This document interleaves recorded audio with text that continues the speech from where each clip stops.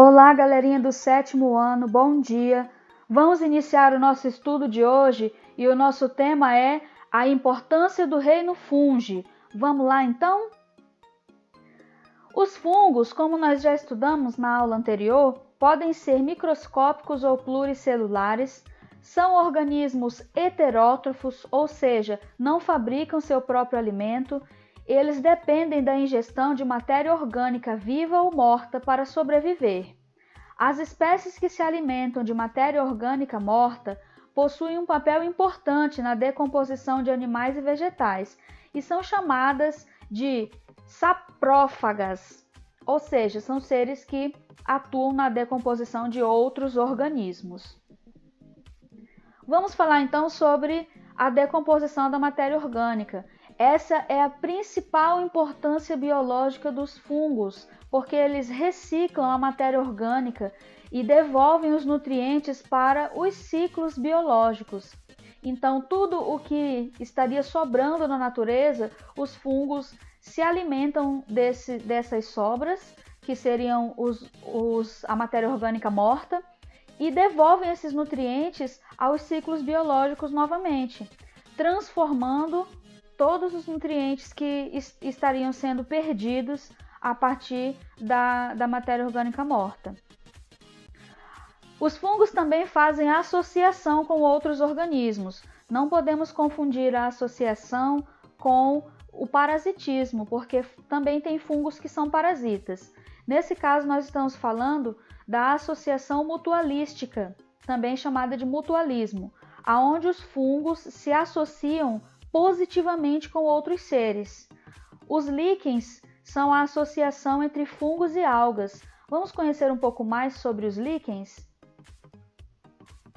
Os líquens produzem ácidos que degradam rochas e ajudam na formação do solo, tornando-se organismos pioneiros em diversos ambientes.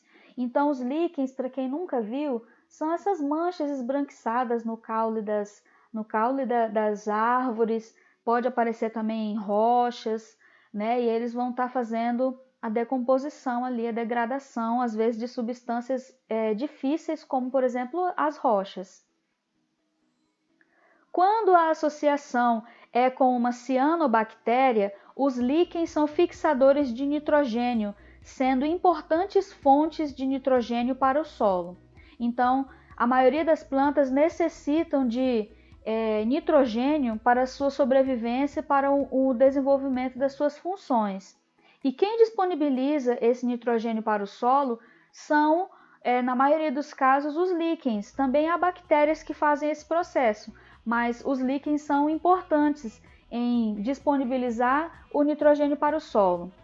Aqui, por exemplo, nós vamos ver nessa imagem onde as bolinhas verdes representam as algas e os filamentos, os fiozinhos, representam as hifas dos fungos e eles ficam entrelaçados. E por ser uma interação mutualística, eles não sobrevivem sozinhos e nem separadamente.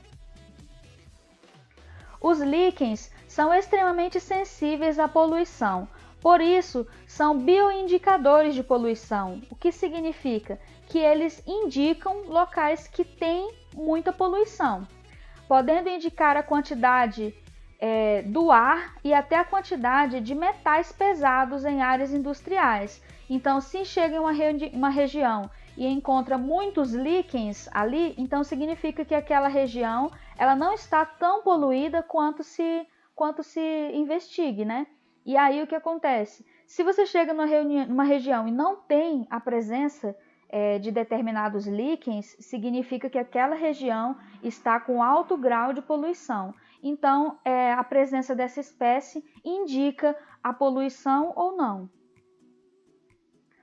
As micorrizas também são a associação entre fungos, mas nesse caso é a associação entre fungos e plantas, as raízes das plantas.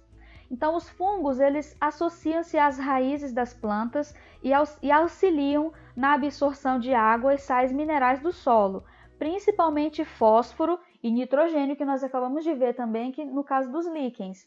Então, os fungos são importantíssimos na fixação do nitrogênio.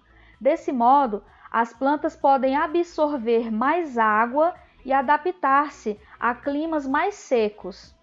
Em troca, os fungos recebem das plantas carboidratos e aminoácidos essenciais ao seu desenvolvimento. Então aqui nós podemos ver uma interação, né, na qual um contribui com o outro, e nesse caso aí são importantíssimos para a sobrevivência dessas espécies de plantas, pois sem a presença desse fungo, essas plantas elas não conseguiriam absorver o nitrogênio necessário para sua sobrevivência e nem o fósforo.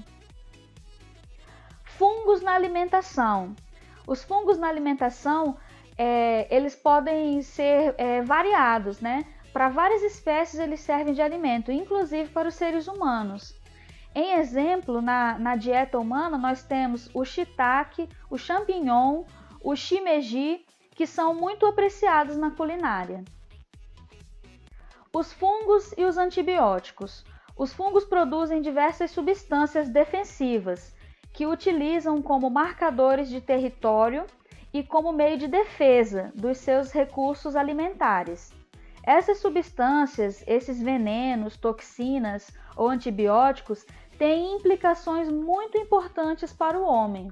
E para entender um pouco mais sobre a importância dos fungos na produção de medicamentos, nós vamos assistir um pequeno vídeo demonstrando esse fenômeno. No início do século passado, menos de 100 anos atrás, um simples corte no pé poderia ser motivo de amputação e um ouvido inflamado poderia levar à morte. A história que contaremos hoje começou em agosto de 1928. Um cientista escocês chamado Alexander Fleming trabalhava em seu laboratório dentro de um hospital em Londres. Depois de trabalhar muito durante o semestre, ele finalmente estava prestes a entrar de férias. Antes de sair do seu laboratório naquele dia, Fleming estudava uma cultura de bactérias conhecida como Staphylococcus aureus, que estava em uma placa de vidro. Distraído, Fleming acabou saindo do seu laboratório sem guardar a placa de vidro que observava, deixando-a em cima da sua mesa. Um mês depois, quando Fleming voltou ao seu laboratório, ele notou que esqueceu a placa de vidro em cima da mesa. Foi aí que Fleming, ao pegar novamente a placa de vidro, percebeu que havia algo estranho com ela. Na área em volta do mofo, não havia nenhuma colônia de Staphylococcus. Parecia que esse mofo não deixava as bactérias chegarem perto dele. Ao analisar o mofo, ele descobriu que se tratava do fungo Penicillium notatum. Fleming publicou sua descoberta acidental em 1929 em um periódico importante da época. Mas foi só em 1938, quase 10 anos depois, que essa publicação chegou nas mãos do Dr. Howard Florey, pesquisador e professor de patologia da Universidade de Oxford. Com a ajuda dos bioquímicos Ernst Chain e Norman Hatley, ele isolou a penicilina, o princípio ativo responsável pela ação antibacteriana. A penicilina representou um enorme avanço na medicina, sendo de fundamental importância durante a Segunda Guerra Mundial. Ao contrário do que se possa imaginar, até então uma das maiores causas de mortes nas guerras eram infecções desenvolvidas a partir dos ferimentos de batalha e as condições sanitárias precárias dos acampamentos e enfermarias. Em 1945, Fleming, Florey e Chain ganharam o Prêmio Nobel de Medicina por essa grande contribuição que ajudou a construir o que hoje conhecemos como medicina.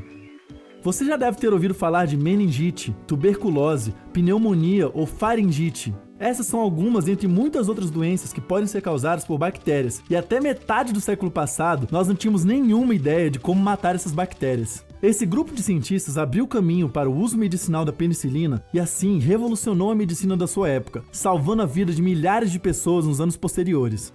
É a partir de exemplos como esses que podemos perceber como que pesquisas guiadas principalmente pela mera curiosidade científica podem nos levar a caminhos nunca antes imaginados. Então essa foi uma pequena história para compreendermos um pouco mais sobre a importância dos fungos na produção de medicamentos e sobre a descoberta da penicilina que aconteceu acidentalmente pelo pesquisador Alexander Fleming.